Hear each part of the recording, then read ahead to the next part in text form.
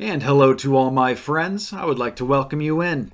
My name is Scott Sagent, and today I'm going to be doing a how-to tutorial, how to get the most benefit out of a general reading. General readings are just what they say, general. So there's a lot of you out there, depending on what sign you're is, there's roughly 27.5 million of you in the United States alone. Now, thankfully, not all of them are going to be viewing in and tuning in to your general reading, so a lot of the information is filtered down. But still, even if there's just 50 of you tuning in or 20,000, the information becomes very, very spread because there's so many of you, like I said, and you're all living different lives. You might be of the same sign, of the same sun sign, but you have different risings, different moon signs, you have different numerology numbers, different birth years. There's a lot of different factors that change every little bit of it, really.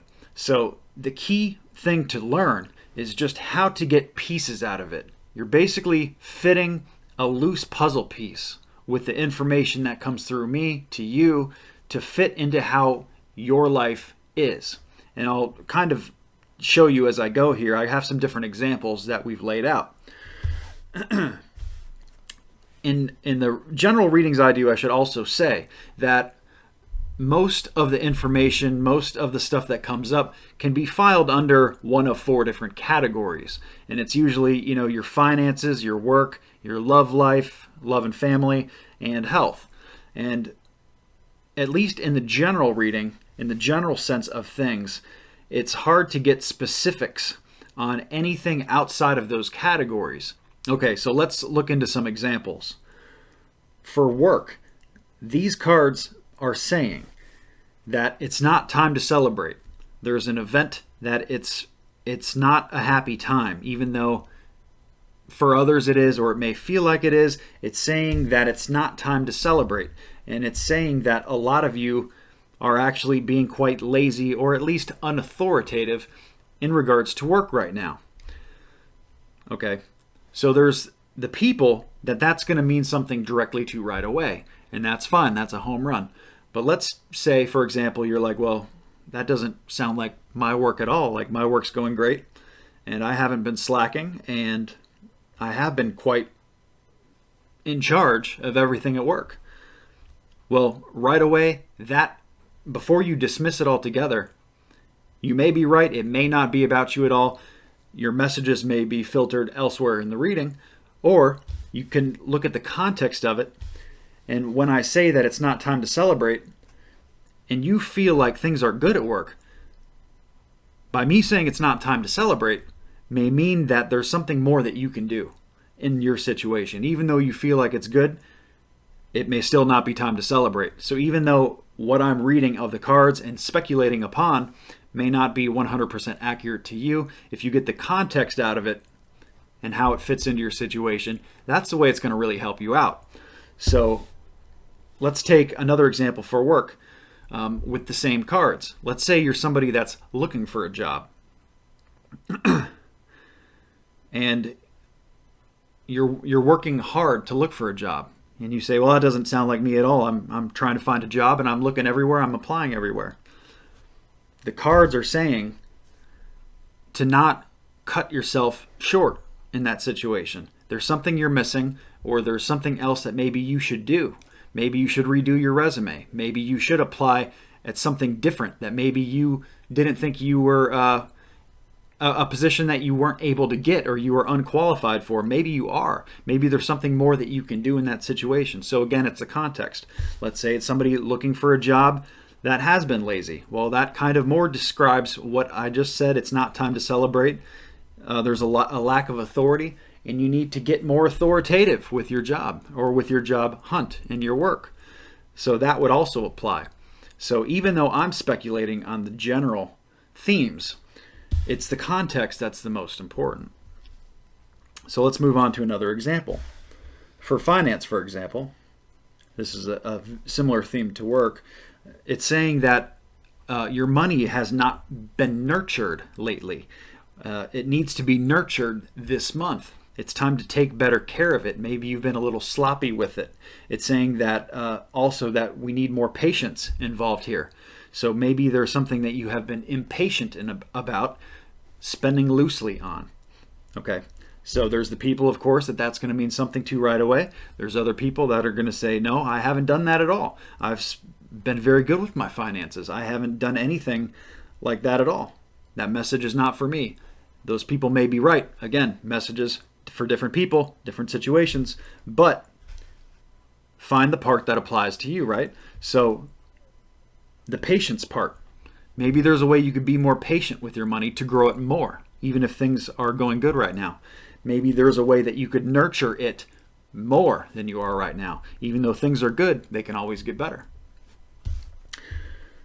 So there's another example of that. Let's jump up to an example of love.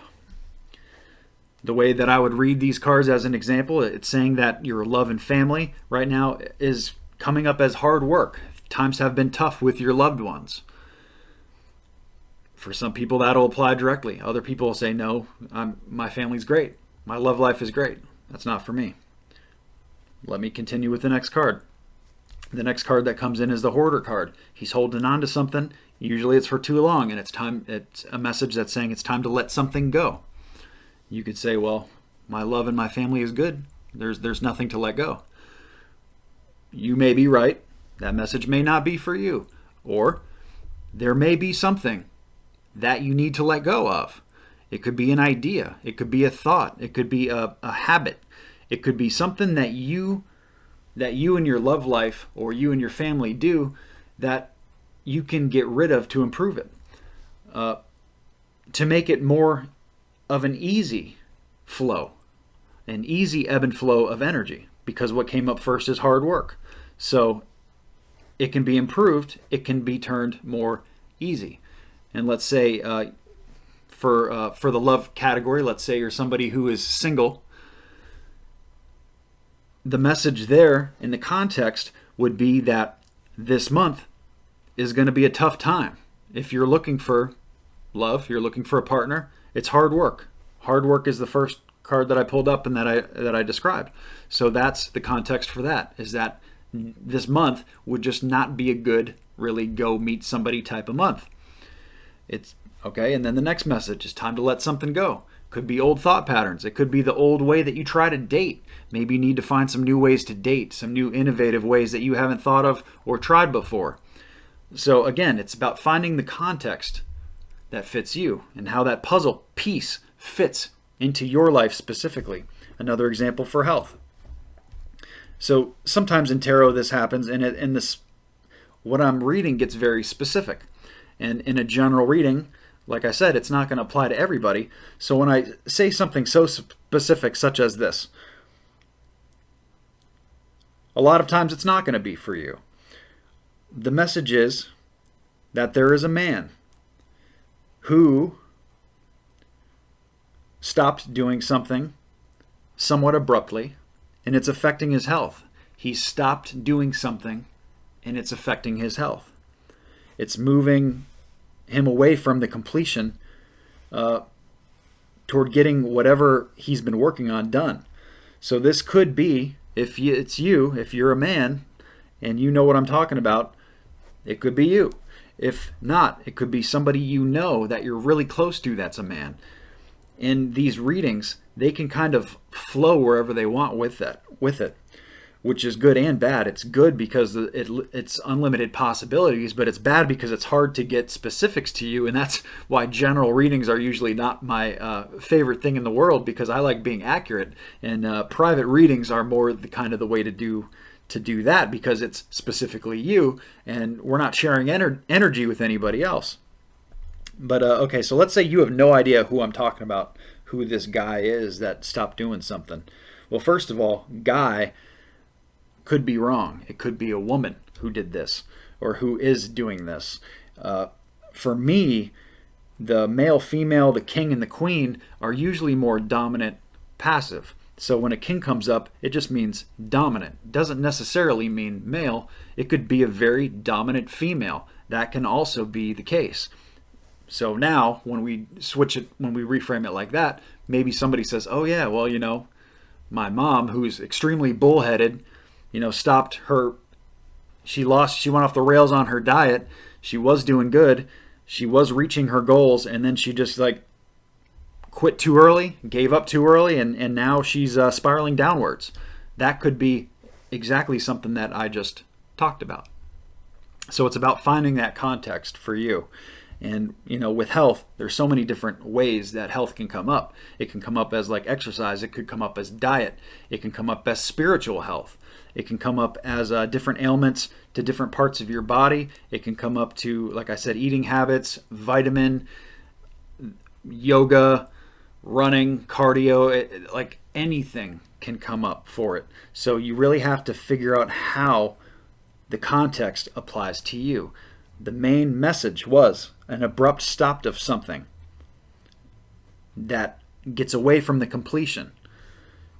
So how does that apply to your health? What section of your health could they be talking about if they're trying to get a message to you about your health? And also share that message with everybody else in your sign. That's the difficulty of it. Now, what I do in my general readings is I read 4 different decks of tarot cards. And I read 2 different bigger decks, angel card decks, that give more information. And all of that gets pre-done before I read for the sign at all. And that's very important because although the cards, the 78 tarot cards, are the same for each deck, the energies and the frequency of those energies is slightly different for each. So certain ones have more emphasis on certain cards than others, are more severe and mild than others. So that gets into it before we even start, along with the angel cards, like I said. And Spirit also dictates for me which spread I do. If you'll notice that the difference between me and a lot of other readers is that I do not do the same spread every month. I don't even do the same spread for every sign. It's literally, I leave the door open, I leave the floor open for Spirit for what they want to do with it. And I'm literally just the medium. I'm the middleman, I'm the psychic middleman, just relaying the messages, picking apart, it's a language is what it is, and I'm picking apart the language and transferring the language as best I can to you, at which point you need to decipher that language, put it into your life. Another thing that you can look at is you can kind of proactively get in front of what it is that you want to know. Like, let's say, for example, the main theme of your month that you're thinking about is this decision with buying a car. Should you buy this car? Should you not buy a car? And then go into the general reading and see what gets said about finances and money decisions like that. It could say something like, no, you need to nurture, that the example I just gave was, no, you need to nurture your finances right now this month. You haven't been nurturing them. That would give you that kind of advice toward, oh, hold on, maybe we should wait another month for the car thing. Maybe now is not the best time. So that is another way that you can extract information out if you're looking specifically for certain things that are kind of on your mind, things that are weighing on you.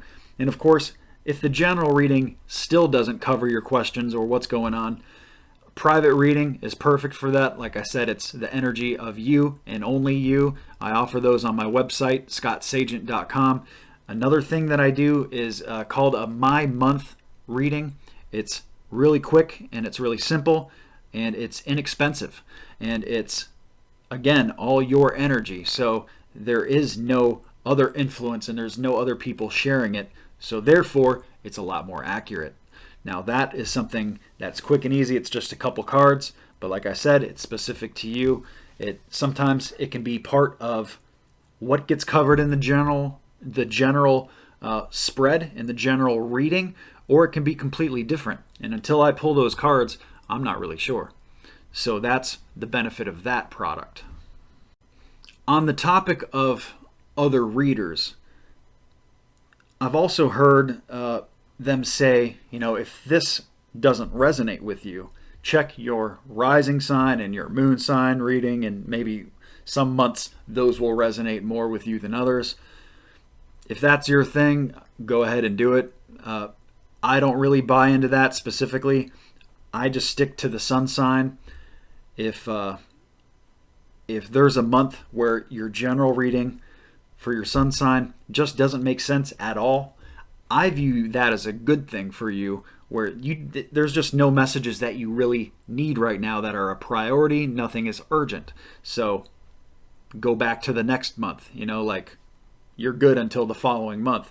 The messages just aren't for you. Instead of, going through a whole bunch of different readings to try to find, a spare part of something that, like, oh, okay, now I can put this in there and apply into my life. It's too simple of a thing to make it that complex. Like, tarot is not supposed to be that difficult. So that is just part of the dichotomy of what I do. So I hope that this video was helpful to you and beneficial to you, and that now you have a better idea how you can get those pieces out of the general reading for yourself. And again, I thank you for joining me. My name is Scott Sagent from scottsagent.com, and we'll see you soon.